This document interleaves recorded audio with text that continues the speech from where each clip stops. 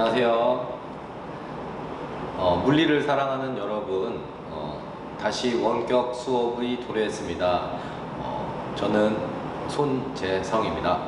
반갑습니다. 자, 우리가 이제 유튜브를 채널을 개설했어요, 선생님이. 그래서 감 잡는 손물리라고 해서 손물리 여기 카페와 그 다음에 유튜브 채널이 여기에 뜨고 있죠. 네, 그래서 여기 구독 많이 부탁드리고요. 앞으로 저 유튜브에 업로드 하도록 하겠습니다. 그래서 손물리의 미음을 따서 이렇게 물리, 손물리를 구독해 주세요.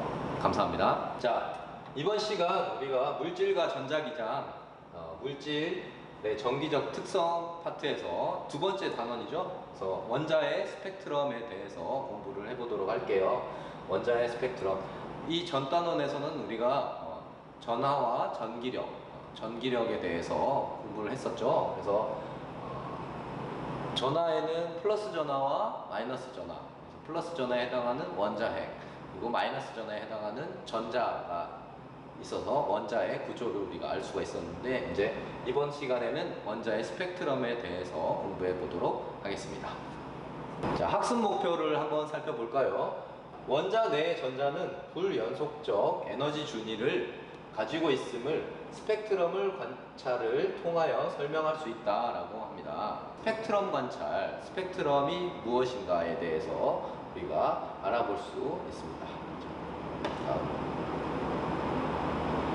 자, 단원의 연계를 한번 볼까요?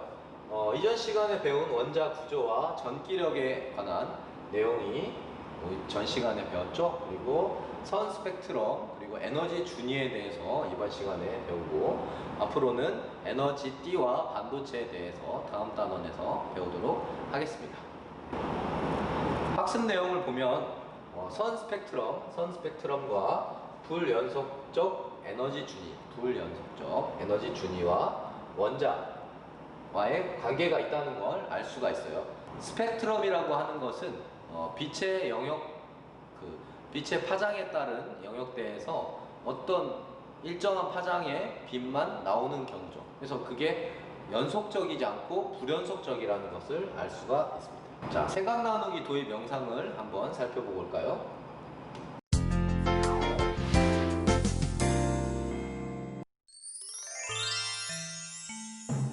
와, 네온등 참 화려하다. 너 네온등이 왜 네온등인 줄 알아? 바로 네온등 안에는 네온이라는 기체가 들어있기 때문이야.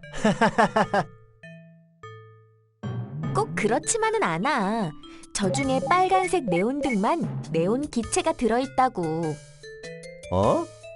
그럼 다른 색 네온등은 네온등이 아니라는 말이야? 네, 잘 보았죠? 네온등이 색깔이 다 다른 이유에 대해서 한번 궁금했어요. 그죠?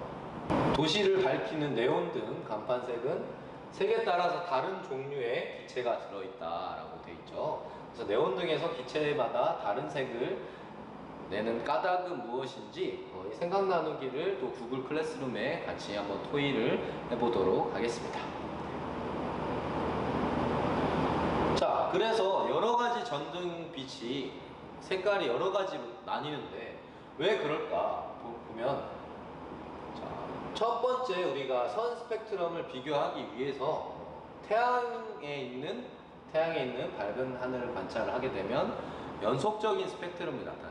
태양빛은 우리가 가시광선 영역의 빛이라고 해서 빨간색부터 빨준, 호초, 파남, 보라색까지 빛의 파장에 따라서 연속적인 스펙트럼을 확인할 수가 있어요. 그죠? 하지만 형광등이나 고체 물질의 불꽃 반응의 빛을 보면 불연속적으로 보이는 밝은 띠가 나타나는 것을 알 수가 있어요. 그러면 이거는 연속적으로 나타나는데, 태양빛은 연속적이지만 형광등 빛이나 고체 불꽃 반응 같은 경우는 불연속적이라는 거죠. 그건 왜 그럴까를 한번 생각을 해봅시다. 그래서 우리가 지금 탐구를 수행을 하는데, 탐구 수행 과정을 한번 보고 영상으로 한번 과정을 살펴볼 수 있도록 하겠습니다. 자, 기체 방전관 위에 켜두고 기체 방전관과 2m 떨어진 곳에서 이제 스펙트럼을 관찰을 하는 겁니다. 이런 식으로 관찰을 하는데 지금 일단은 우리가 이것을 관찰하기 위해서는 방정관과 분광 필름이 있어야 하는데 일단은 이게 없기 때문에 영상으로 일단 대체하도록. 기체 방정관의 전원 장치에 수소 등을 놓고 전원을 켜게 되면 분광 필름으로 관찰한 내용을 그리거나 사진을 찍어 인쇄하게 되죠. 이런 식으로 생겼단 말이죠. 지금 손전등의 연속 스펙트럼, 손전등은 가시광선 영역에 비치기 때문에 연속적인 스펙트럼이 나오지만 기체 방정관의 선 스펙트럼인 것은 그 해당 영역의 파장에 따른 빛만 나온다는 거죠. 여기도 지금 파란빛, 보라빛, 중간에 지금 거의 빛이 없죠. 빛이 없고 빨간빛, 밝은 파란빛, 좀 어두운 파란빛, 보라빛 이렇게만 나오는 것을 확인할 수가 있습니다. 그래서 기체 방정관의 종류를 바꿔서 한번 관찰을 해보고 결과랑 정리를 한번 살펴보면 지금 여기에 지금 보면 수소, 헬륨, 네온, 아르곤, 수은 기체 방정관이 있죠.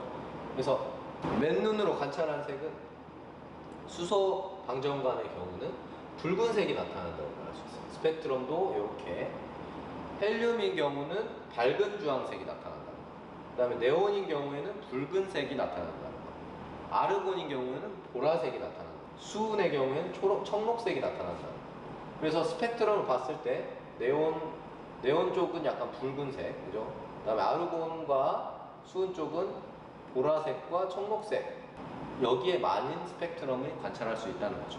아, 그러면 우리가 네온 사인이라고 부르는 거, 네온 사인이라고 불러서 밖에서 봤을 때 간판이 붉은색, 다홍색 간판인 경우는 네온 방정관 기체가 네온 기체가 들어있다는 것을 알 수가 있죠. 자, 그래서 선 스펙트럼과 연속 스펙트럼은 어떤 차이를 보이는지 쓰고 원소의 종류에 따라서 나타내는 선 스펙트럼 모양을 설명을 한번 해봅시다. 선 스펙트럼은 띄엄띄엄 떨어진 선형의 형태로 나타나고 연속 스펙트럼은 색이 연속적으로 이어져서 나타난다는 걸 알 수가 있습니다. 그리고 동일한 색은 선 스펙트럼과 스펙트럼에서 위치가 같다는 것, 그죠? 왜냐하면 동일한 영역대의 파장이기 때문에.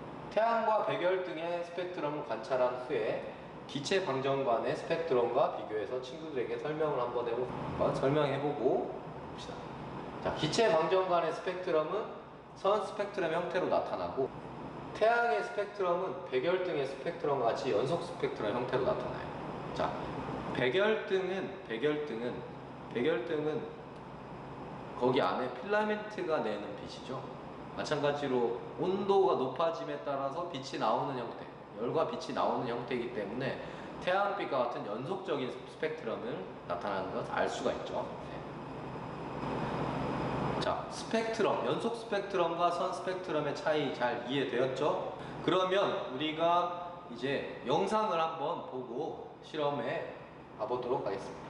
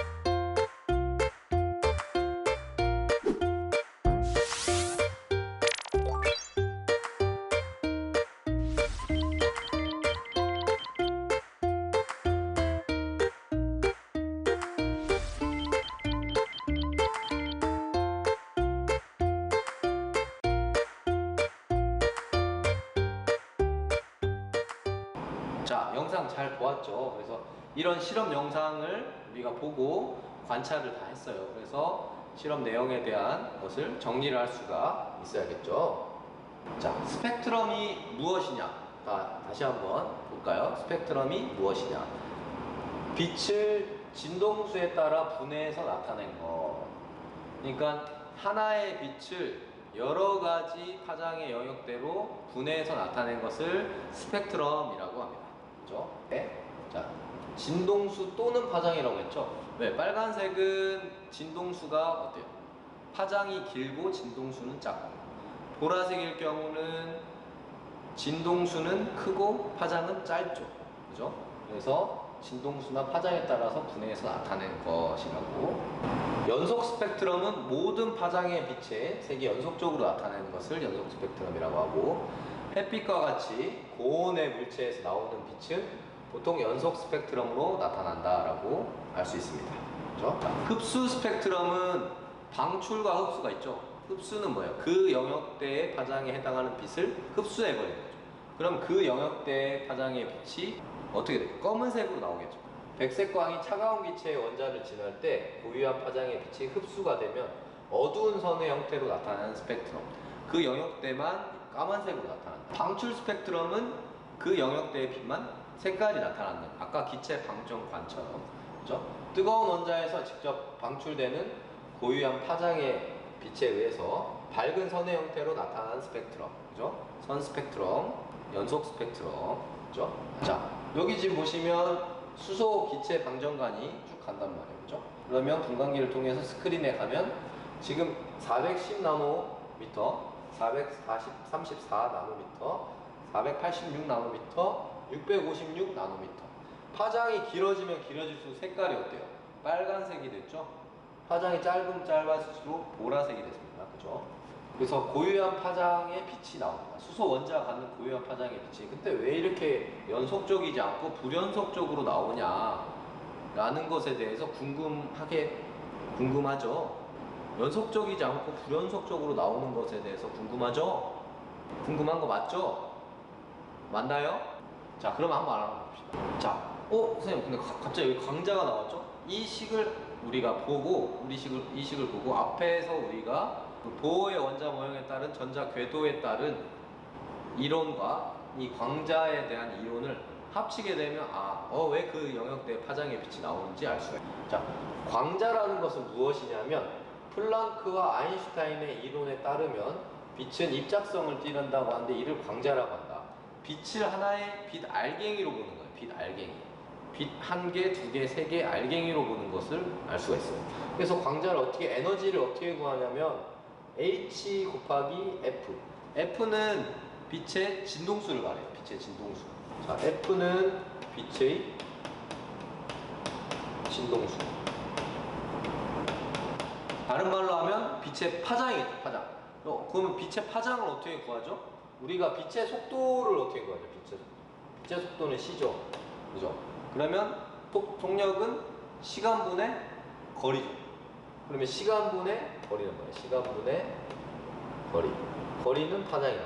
그러면 이 주기에 해당하는 것의 역수는 뭐예요? 진동수죠. 그죠? HF가 되죠. 그러면 이 식에서 우리가 하나를 알 수 있는 게 있어요. E는 광자는 F를 이쪽에다 넘기면 HC 람다. 그죠? 람다분의 HC라는 것을 알 수가 있어요. 이제 C는 빛의 속도가 되겠고, 람다는 빛의 파장이 되겠죠.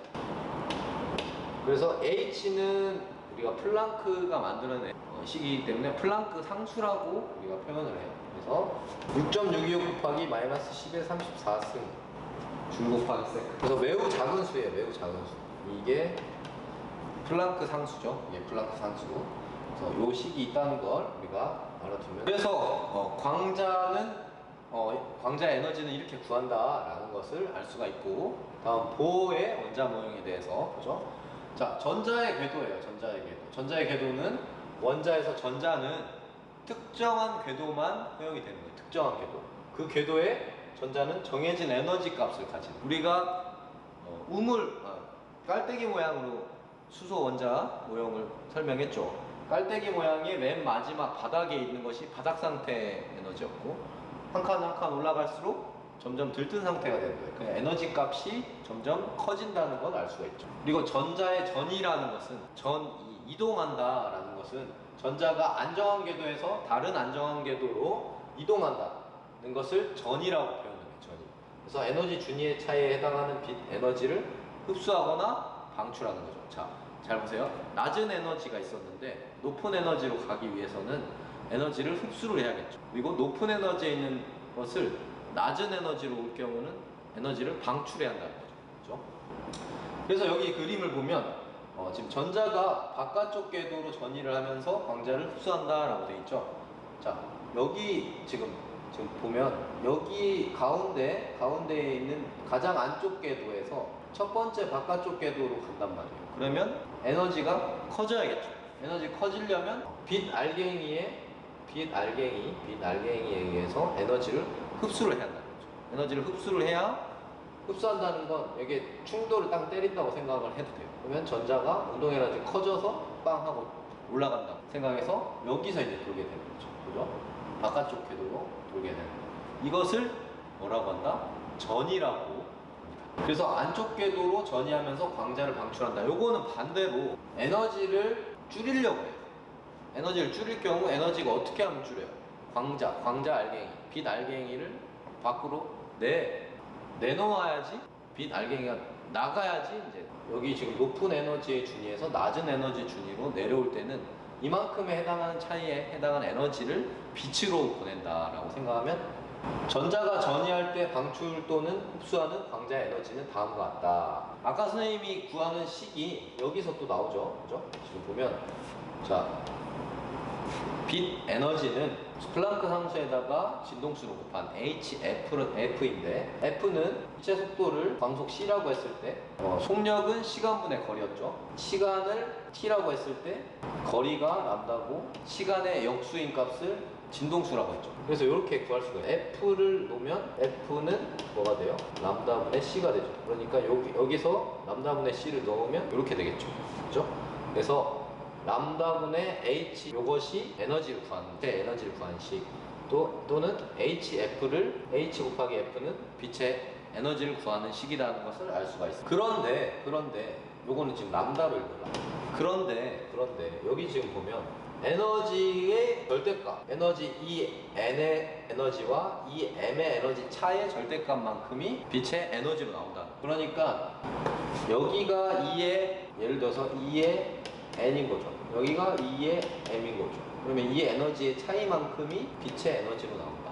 요 말을 하고 있니? 이게 이해됐습니까? 그래서 수소 원자의 가시광석 영역 스펙트럼을 따지면 이 양자수라고 하는 것은 에너지 준위를 말합니다. 3번, 4번, 5번, 6번 궤도의 에너지 준위에서 2번인 에너지 준위의 궤도로 전이를 할 때 광자의 방출에 의해서 나타난다. 왜냐면 높은 데에서 낮은 데로 이런 식으로 간다. 이게 지금 n이 1일 때, n이 2일 때는 요 정도죠. 그러니까 매우 높은 번호에서 낮은 번호로 옮게 되면 지금 여기는 보라색이고, 여기는 파란색이고, 여기는 초록색이고, 여기는 빨간색이에요.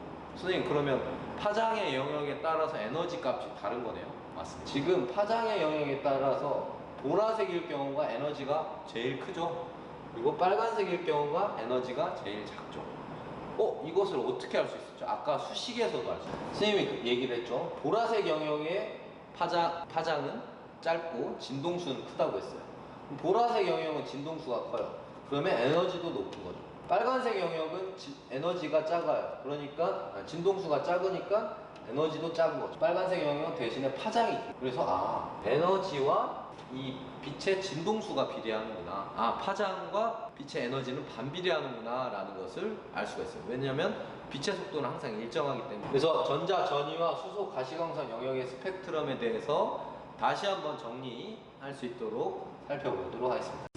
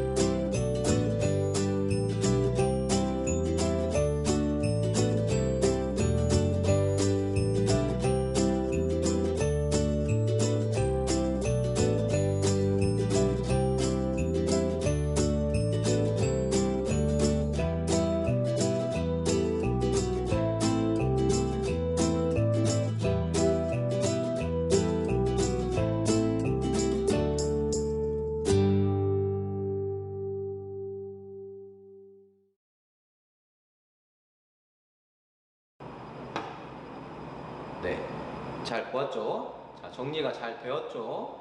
자, 그래서 에너지 준이라는 것은 원자에 속박된 전자가 가질 수 있는 에너지로 불연속적으로 나타난다는 것을 알 수가 있어요. 에너지 레벨, 에너지 준이 다 같은 말입니다. 그래서 수소 원자의 에너지 준위는 다음과 같죠. 이런 식을 구할 수 있어요. 선생님이 13.6 일렉트론 볼트를 전 시간에 얘기를 했는데 여기서 나옵니다.